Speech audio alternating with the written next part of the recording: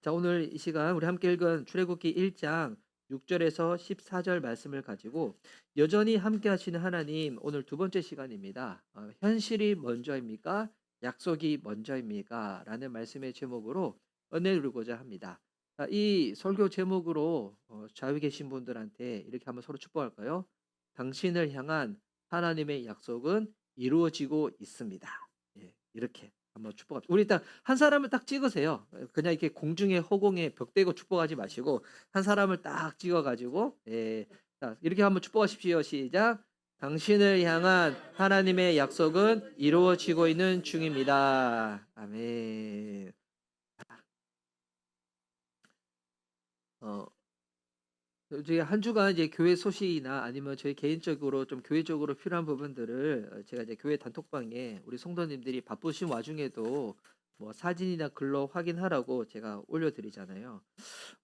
이제 올해 우리 3월 달부터, 우리 다음 달부터, 조교회 팀은 아닌데 이렇게 이제 다른 교회 그 팀이 그 교회에서 승낙을 받고 이제 우리 교회에 토요일마다 와서 우리 건대 학생들 또 외국인 학생들 아니면 좌완하시는 분들을 좀 이렇게 관계를 맺고 초대를 해가지고 여기서 좀 영어 클래스를 열렸고요. 영어 과정 중에서 ELS 과정이 있는데, 그래서 그 팀이 이제 네 팀이 있거든요. 목사님, 그리고 전도사님, 호주에서 온 전도사님, 그 사모님 해서 여기서 이제 진행을 하는데, 이제 저한테 와서 이제 그 프레젠테이션을 하고 어제는 우리 교회에 와서 이렇게 같이 또 교제와 또 나눔을 갖고 쭉 진행을 했는데, 참 감사하죠. 이렇게 먼저 와서 섬겨주겠다고 하니까, 야, 그 볼 때마다 참 이게 하나님 지금 이렇게 일하시는 게 너무 신기하다 하는데, 오히려 신기한 거는 그분들이 저한테 되게 감사해요. 예, 이렇게 얘기를 들어주시고 이렇게 장소를 허락해 주시고 또 함께 할 수 있도록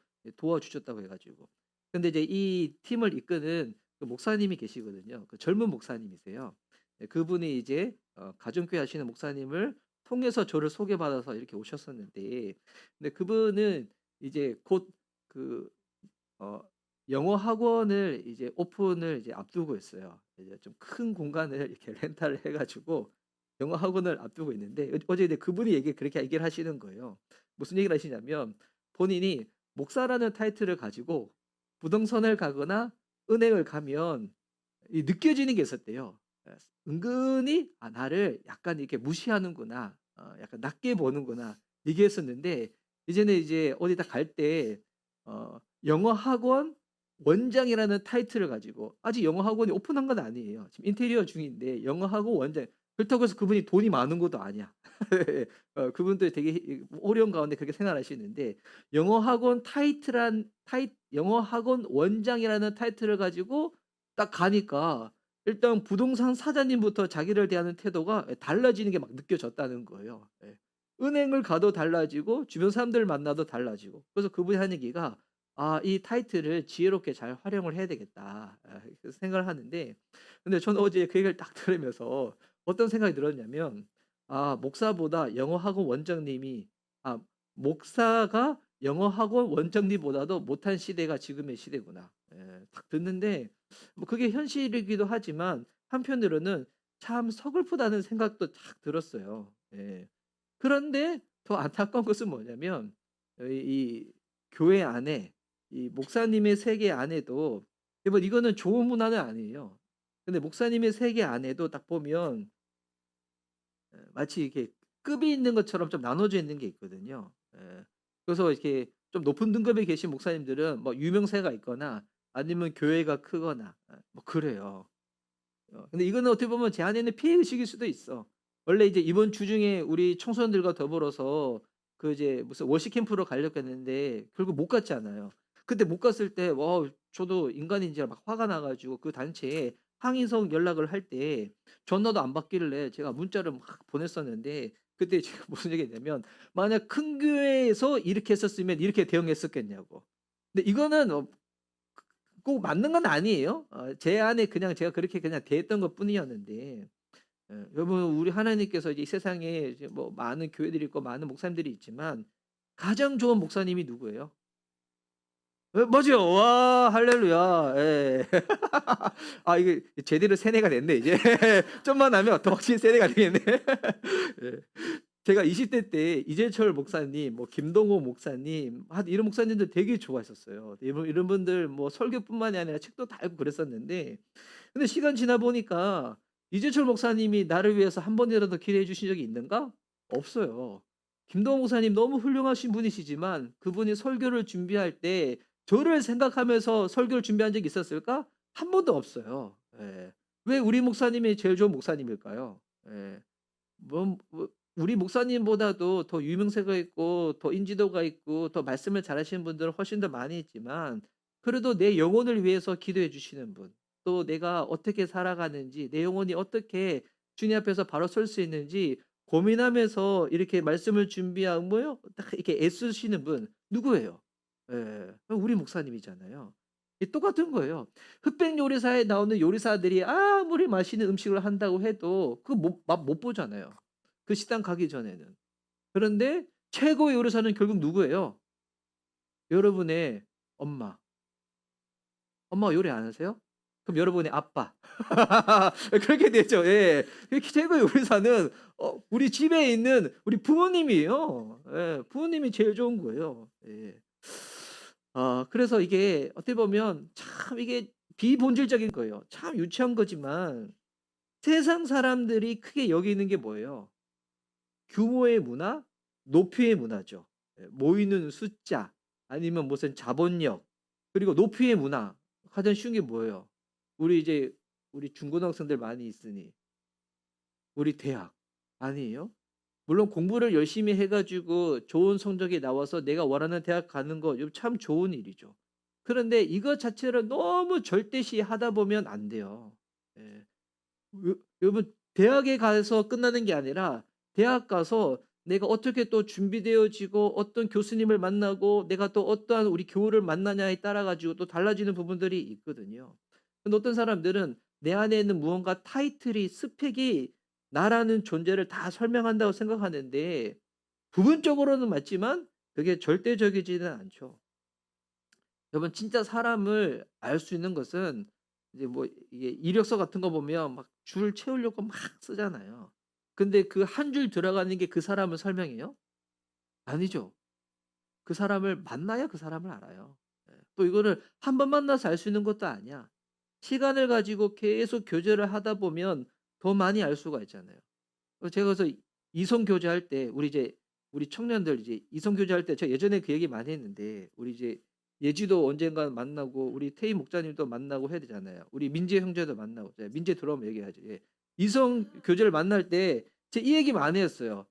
딱 만나자마자 필링이 확 와 가지고 '저 사람이다.' 여러분, 이거 표현이 좀 심하지만 개끝발릴 때가 많아요. 예. 한 번 만나는데 어떻게 알아요? 한 번 만나는데 마음에 드는 케이스들은 대부분 다 외모밖에 없어. 키 크고 머리숱 푸성하고 돈 많을 것 같고 명 짧을 것 같고 그러면 뭐 이렇게 딱 하잖아요. 근데 여러분, 그 외모 때문에 만났다가 여러분 그 외모 때문에 내 인생을 배신케 할 때가 와요. 예. 그래서 제가 그 사람이 어떤 사람인지 알려면 최소한 봄, 여름, 가을, 겨울은 한번 만나 봐야 된다. 그런데 이제 나이에 따라서 조금 바꿔 가지고 30대 초반까지는 봄, 여름, 가을, 겨울. 30대 중반이다? 한 계절 빼도 돼. 30대 후반이다? 두 계절이라도 돼. 40대 넘어간다? 그냥 주님 만나게 해 주시면 만나면 돼요. 근데 뭐 이거는 성경에 없는 내용이에요. 예. 그냥 제가 그렇게 얘기하는 거예요. 예. 그래서 여러분, 사람이 그 사람이 어떤 사람인지 알기 위해서 제일 중요한 거는 스펙이나 이력서에 들어가 있는 한 줄이 아니에요. 예. 그 사람의 됨됨이죠, 됨됨이. 그 됨됨이가 뭐냐면 그 사람이 사람을 대하는 태도를 보면 알 수 있어요. 예. 신앙이 뭐예요? 태도예요. 하나님을 대하는 태도. 그래서 여러분, 예배가 중요해요. 여러분, 예배를 대하는 태도를 보면 하나님을 어떻게 대하는지 그게 다 드러나요. 예. 여기 저랑 나이가 동갑이고 서울숲에서 이제 약간 특이하게 사역하시는 목사님이 계신데, 그분 교회가 지난주에 이제 공지를 올렸는데 이제 시간이 딱 되면 예배당 문을 딱 닫아서 이제는 못 들어오게 하기로 했다고. 예. 왜냐? 우리는 하나님 앞에 예배드리고 싶다고. 예. 근데 그 교회는 그렇게 하도록 계속 준비를 했기 때문에 그렇게 하는 거예요. 근데 우리 교회가 갑자기 그렇게 한다. 안 되죠. 예. 늦게라도 들어올 수 있도록 문을 활짝 열어 놔야죠. 예.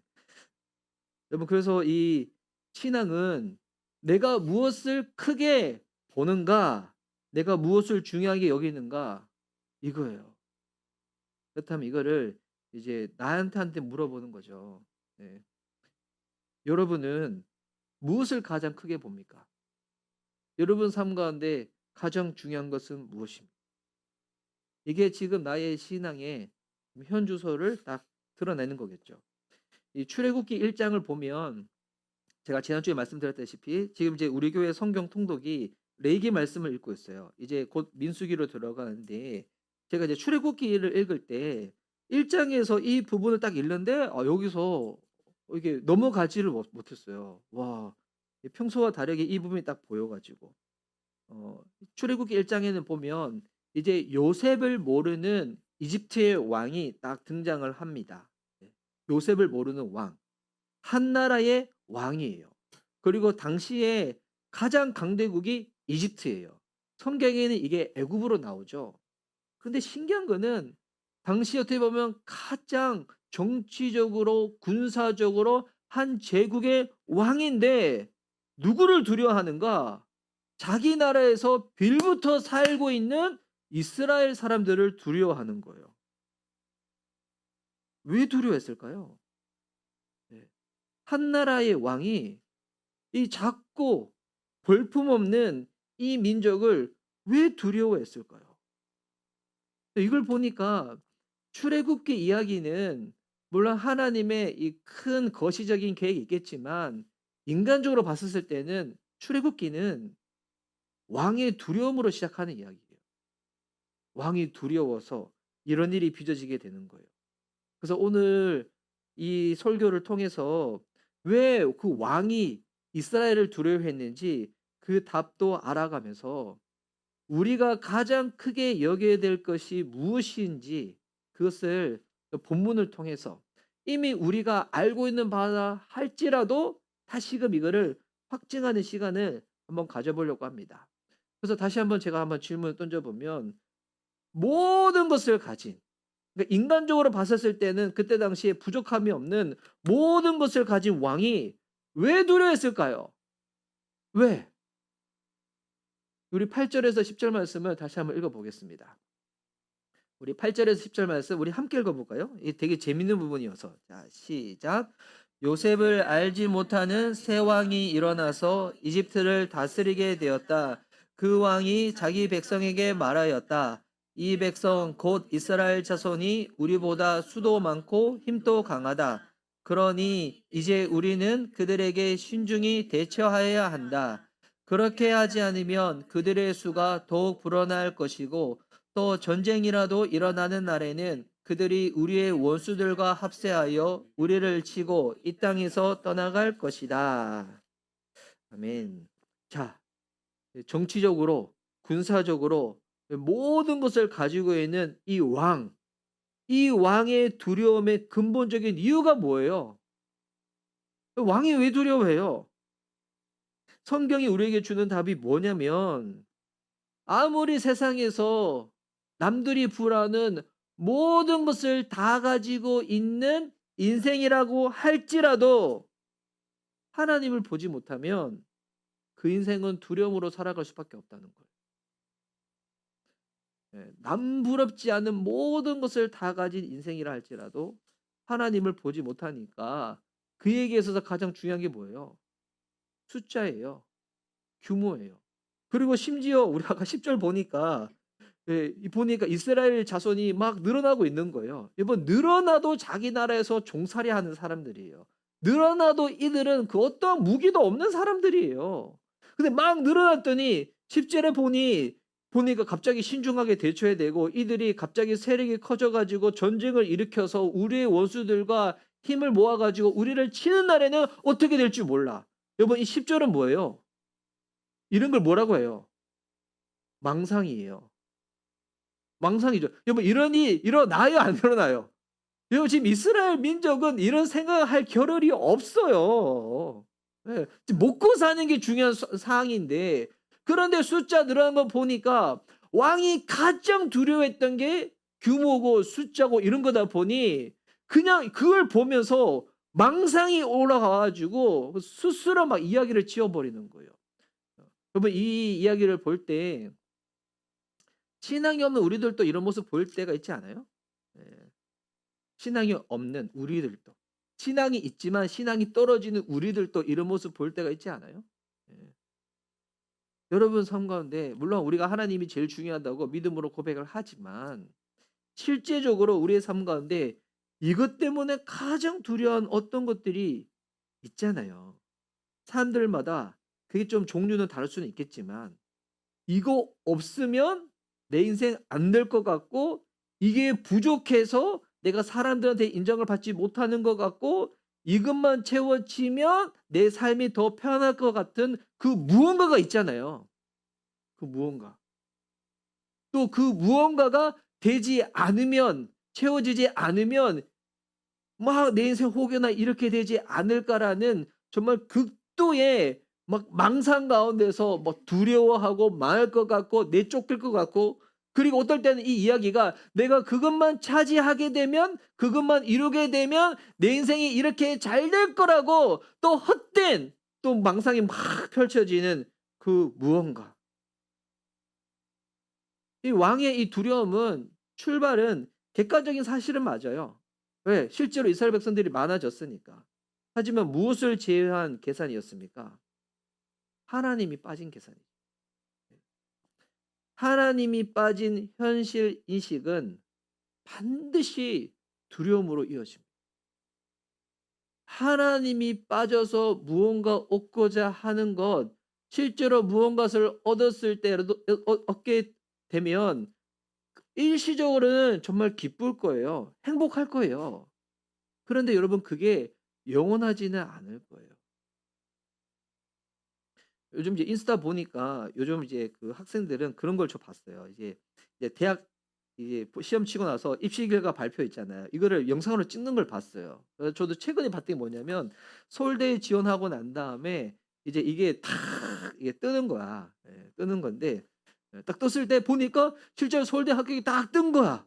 그랬더니 이 학생이 너무 막 기뻐하고 그리고 막 아빠가 옆에 있다가 너무 기뻐해 가지고 막 이렇게 할머니한테도 전화 걸고 막 해 가지고 합격했다고 막 하고 그러면 실제로 서울대 합격하면 뭐 그렇겠죠. 예. 서울대 합격하면 얼마나 기쁘겠어. 그래 가지고 막 아빠가 하는 그 얘기도 기억났어. 예. "서울대 합격했으니까 이 정도는 자랑해도 돼." 막 하고 막 하는 거 봤는데 여보 뉴스에서 여러분 가장 많이 이렇게 그 범죄 집단에 들어가는 사람들이 어느 학교 출신인지 알죠? 예. 예 서울 예 뉴스 정도에 나오는 그와 같은 대부분의 이제 정치인들은 S대 출신들이 많아요. 예. 예. 그렇다고 뭐 S대 출신들이 다 그렇다는 건 아니고 제가 말하는 의도는 뭐예요? 예. 저는 여기 있는 우리 그 친구들이 진짜 하나님께서 주신 재능으로 실력으로 열심히 공부해서 여러분이 원하는 그와 같은 부분들을 이루면 좋겠어요. 단 뭐가 빠지면 안 된다고요? 하나님이 빠지면 안 된다는 거예요. 예. 하나님이 빠지면 여러분 그게 영원하지가 않아요. 일시적이에요. 부분적이에요. 하지만 하나님은 어때요? 영원히 내 삶 가운데 함께 하시고 우리가 이 땅을 살아가는 동안뿐만이 아니라 죽음 이후에도 내 인생을 하나님의 나라로 데려가시는 분이시잖아요. 그러니까 우리가 하고자 하는 그 모든 것 가운데서 하나님이 함께 하셔야 돼요. 하나님이. 하나님을 보지 못하면 그것 때문에 우리 인생이 계속 두려움의 이유가 된다는 거예요. 이거를 이제 저는 목회자니까 저한테도 딱 적용을 하면 저도 그렇겠죠. 우리 교회가 계속 존속되기 위해서 뭐 교회의 크기, 사람의 숫자, 재정 만약 그 부분에 있어 가지고 하나님이 함께 하심을 보지 못하면 저도 계속 두려울 수밖에 없을 거예요. 예.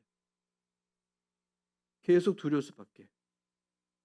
저는 우리 이제 겨울철이라서 이제 우리 교회 성도님들이 몸이 아프거나 여러 일정이 있어 가지고 이제 예배에 참석할 때도 있고 못 참석할 때도 있고 그러잖아요.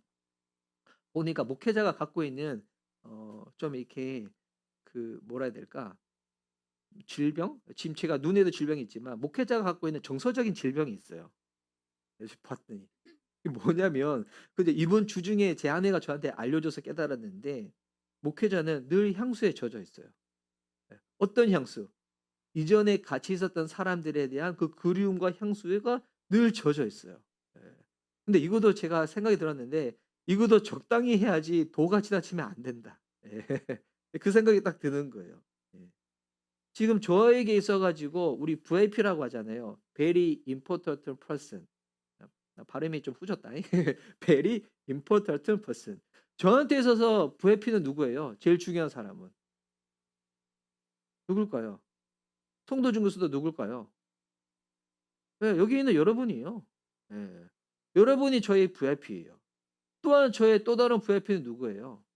하나님이 저한테 붙여 준 지금 교회를 아직 정하지 못했거나 아주 예수님을 믿지 않는 그런 분들.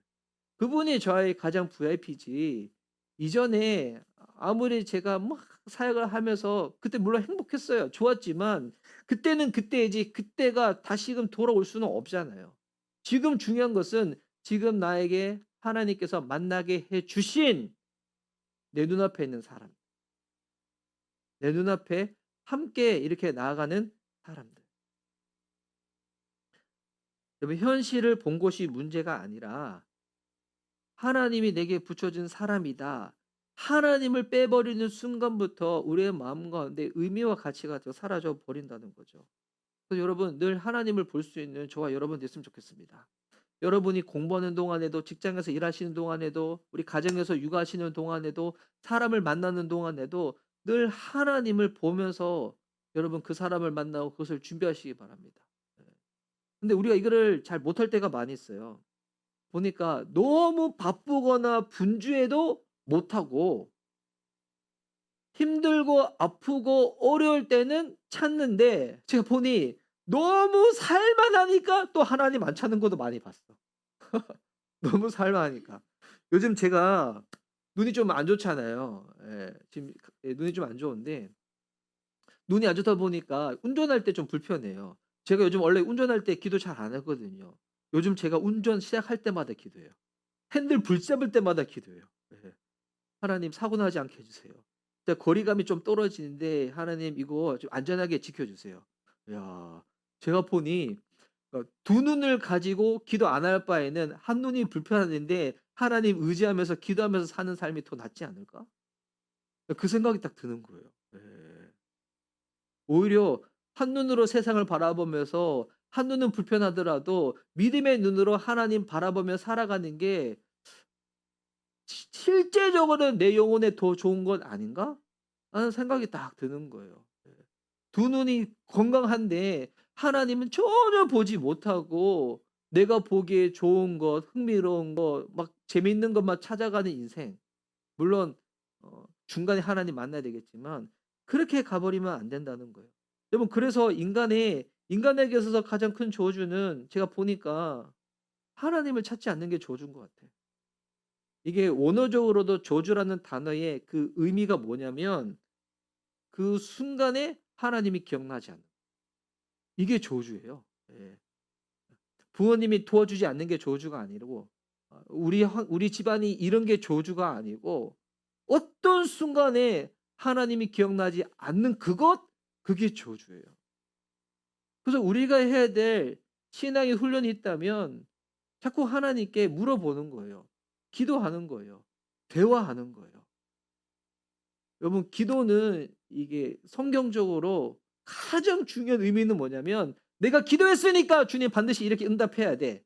이거 아니에요. 여러분 기도의 가장 중요한 것은 뭐예요? 하나님의 뜻이 이 땅에 이루어진. 그러기 위해서 우리가 뭐 하는지 알아요? 기도는 그래서 대화예요, 대화. 대화. 기도를 대화하려면 어떻게 될까요?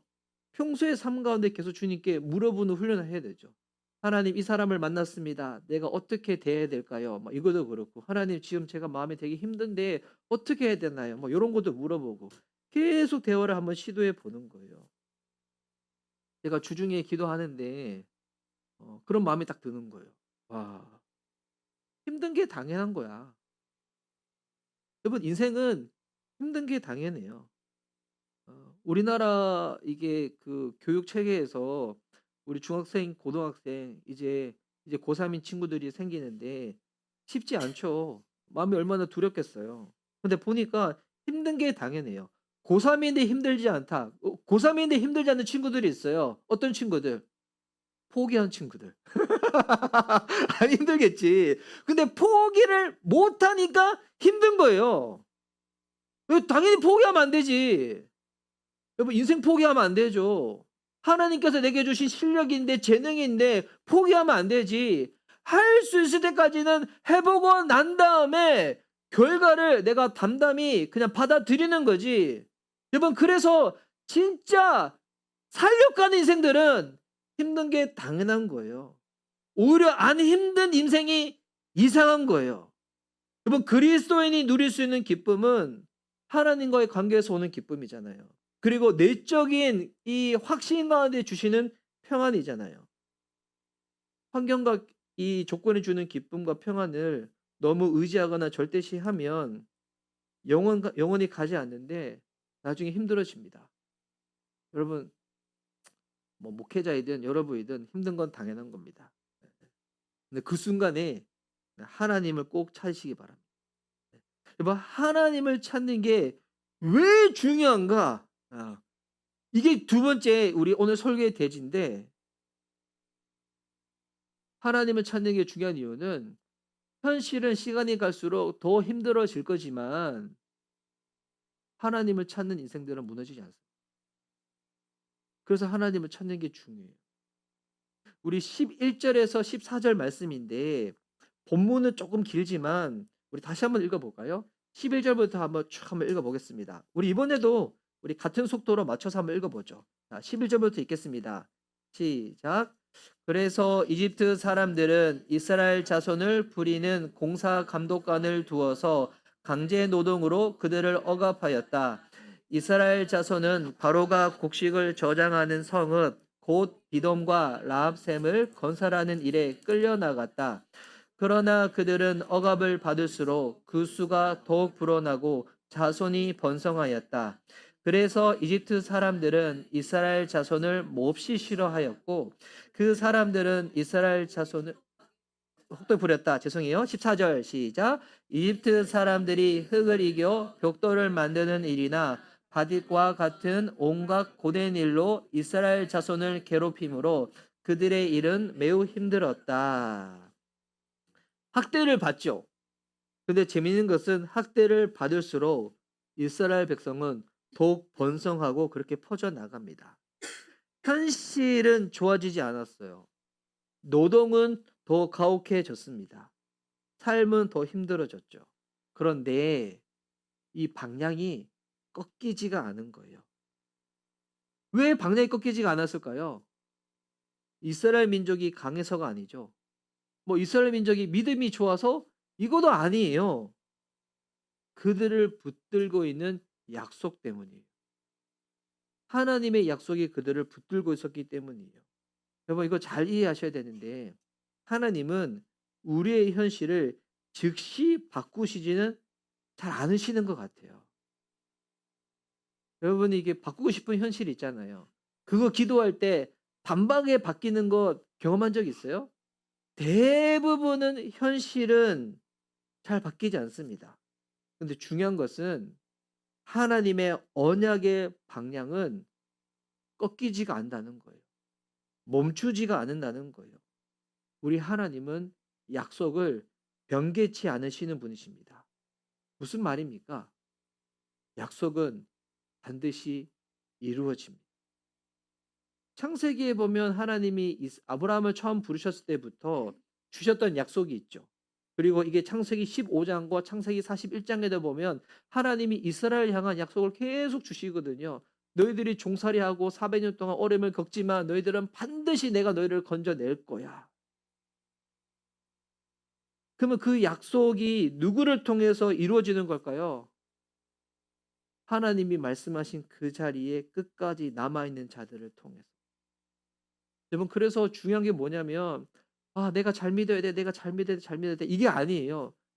내 믿음이 약하고 감정이 흔들리고 그렇다고 할지라도 우리 1월 달에 계속 나눴지만 함께 붙어 있는 거예요. 끝까지 함께 붙어 있는 거예요. 믿음의 중요한 요소가 뭐예요? 인내예요. 믿으니까 참는 거예요. 안 믿는데 왜 참아요?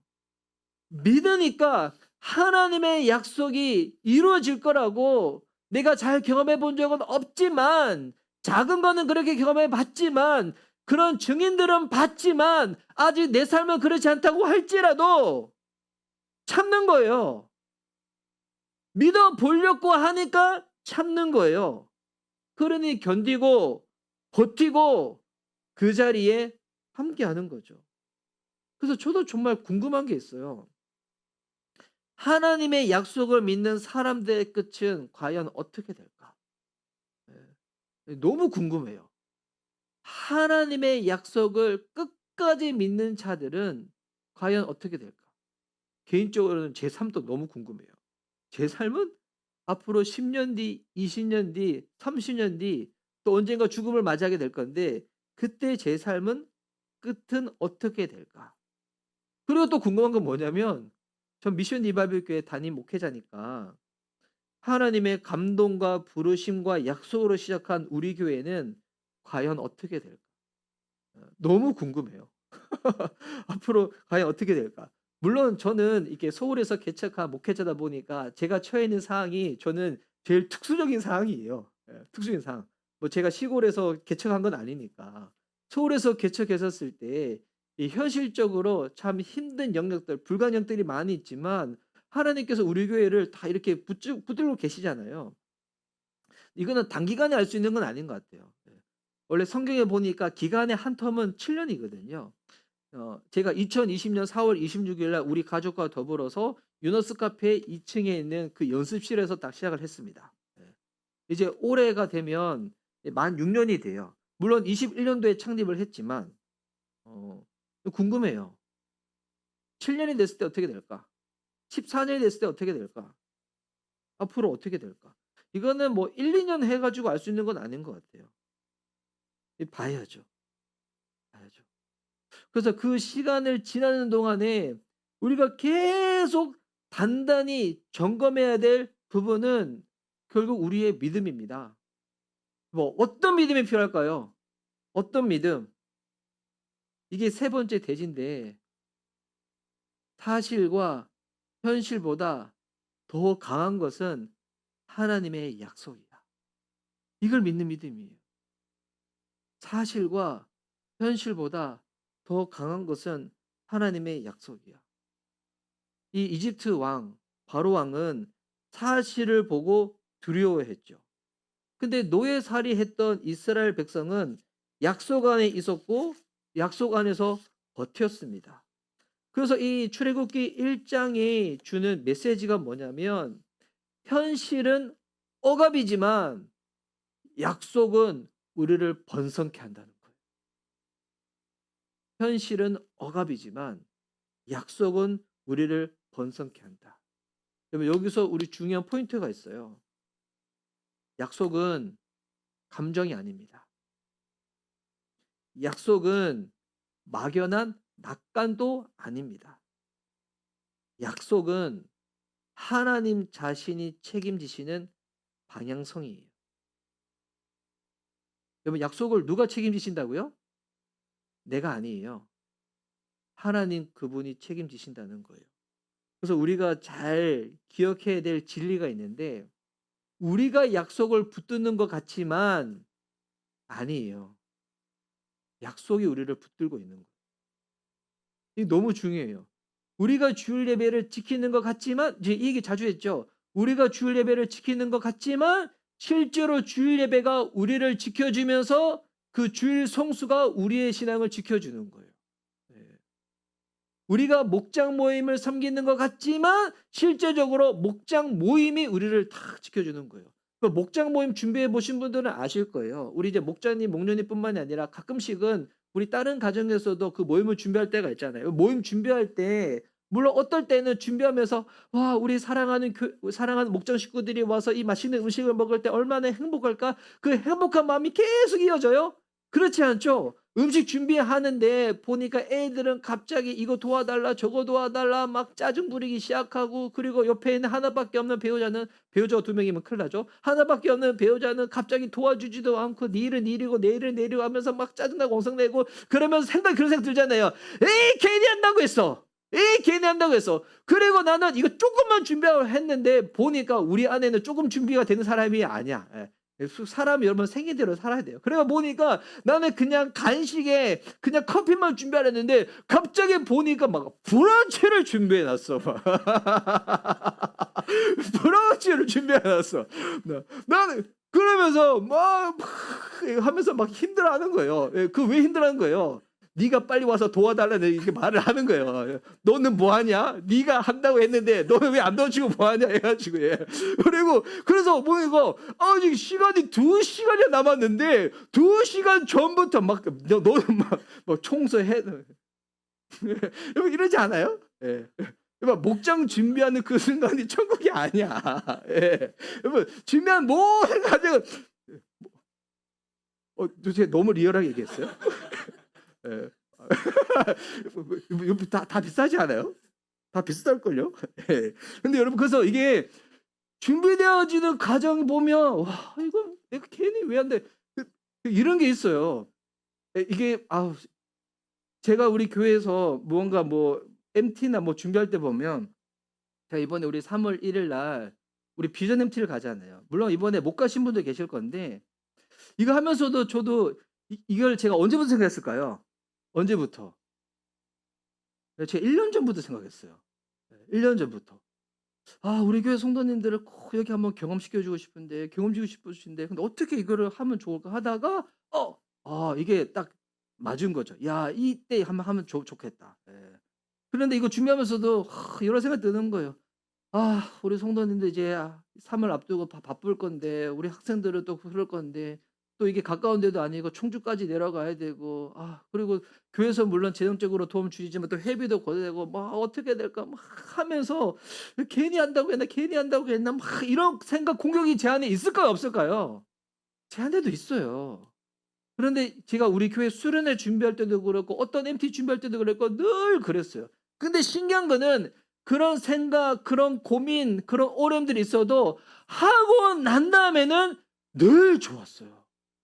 늘 제가 생각했던 것 이상으로 좋았어요. 근데 그렇다고 해서 여러분 모든 사람이 좋았던 건 아니야. 10사람 중에서 한 사람은 그중에서 또 삐진 사람이 있긴 있었어요. 왜? 우리가 사는 이 세상은 천국이 아니거든요. 그런 사람이 있긴 있지만, 그래서 저도 그 생각이 드는 거예요. 이거 왜 한다고 했었을까? 하지만 하고 나면 반드시 좋을 거야.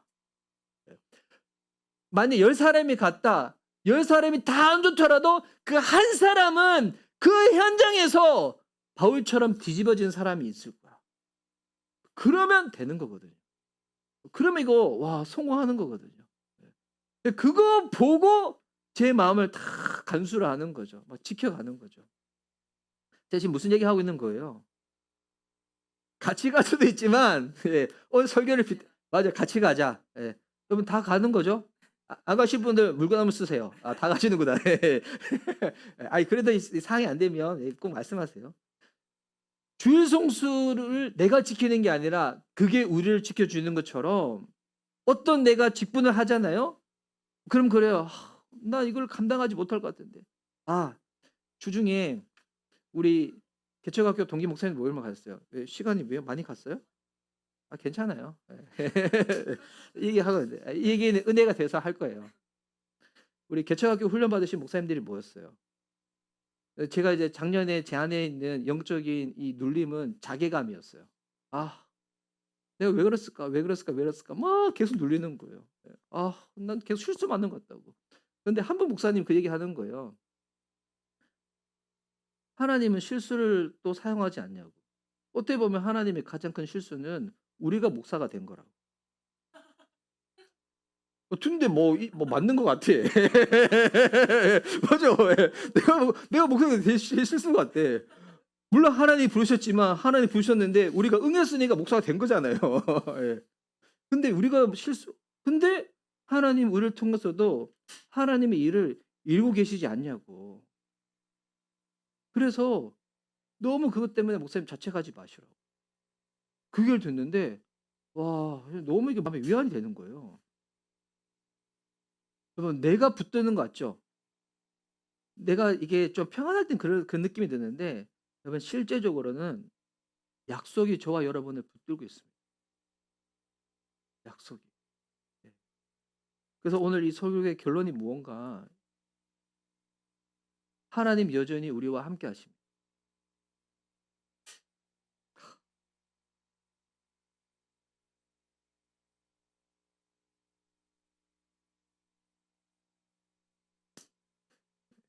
예, 요즘 제가 갱년기인가 봐요.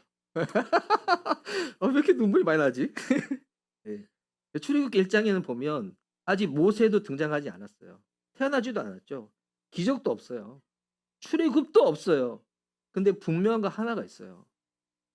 하나님의 약속이 있어요. 하나님은 그 약속을 잊지 않으셨어요. 현실은 왕이 지배하는 것 같았지만 역사는 하나님이 이끌고 계셨어요. 우리의 삶도 마찬가지입니다. 되게 부담스러울 수 있지만 당신에게 하나님의 약속이 있습니까? 이건 좀 부담스러운 질문이지만 여러분을 붙잡고 있는 하나님의 약속은 무엇입니까? 여기 있는 지체들 여러분을 붙잡고 있는 하나님의 약속은 무엇입니까? 그게 잘 모르겠다. 기억이 안 난다. 그러면 뭐 이거 생각하셔도 돼요. 교회는 한 사람이 아니라 우리잖아요. 우리가 교회잖아요. 그러면 교회에 주신 하나님의 약속은 곧 하나님이 나를 붙잡고 있는 약속이에요. 올해 하나님께서 우리 교회에 주신 주제 선구가 뭐예요? 주보 보면 나와 있어요. 주보 첫면에 보세요.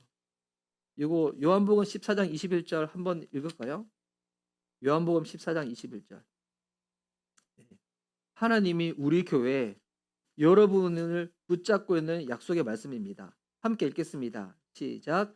내 계명을 받아서 지키는 사람은 나를 사랑하는 사람이요 나를 사랑하는 사람은 내 아버지의 사랑을 받을 것이다. 그리고 나도 그를 사랑하여 그에게 나를 드러낼 것이다. 아멘.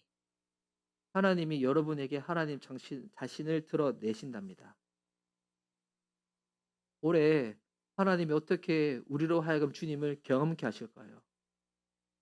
이게 주님이 올해 우리를 붙잡고 있는 약속의 말씀입니다. 오늘 설교 제목처럼 현실이 먼저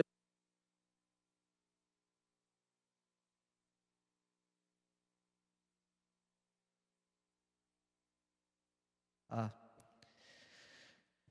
우리 눈에는 현실이 먼저 보이지만 여러분 그때 잠깐 숨을 고르면서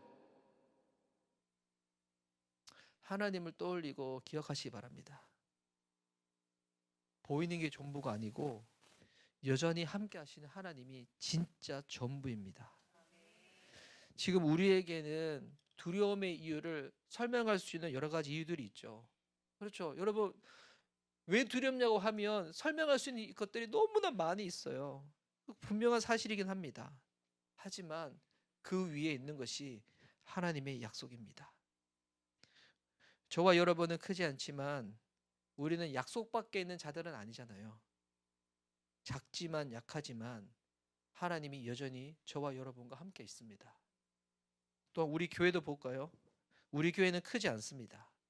근데 제가 우리 교회를 보니까 객관적으로 보더라도 약속 밖에 있는 교회는 아닙니다. 작지만 약하지만 하나님이 여전히도 함께 하시는 공동체 미션 리바이벌 교회입니다. 하나님의 약속이 우리를 붙잡고 있습니다. 흔들리고 느낌과 감정이 우리를 자꾸 힘들게 하고 눈물 나게 하고 속이더라도 100의 9가지가 내 마음 그렇게 힘들게 할지라도 딱 한 가지 그거 놓치지 않으시면 돼요. 그래도 하나님 나와 함께 하시고 하나님이 내게 말씀하신 그 약속이 나를 여전히 붙들고 있다. 이 믿음으로 끝까지 살아갈 수 있는 저와 여러분 될 수 있기를 예수님 이름으로 축복합니다. 아멘. 우리 찬양하고 우리 짧게 기도하겠습니다.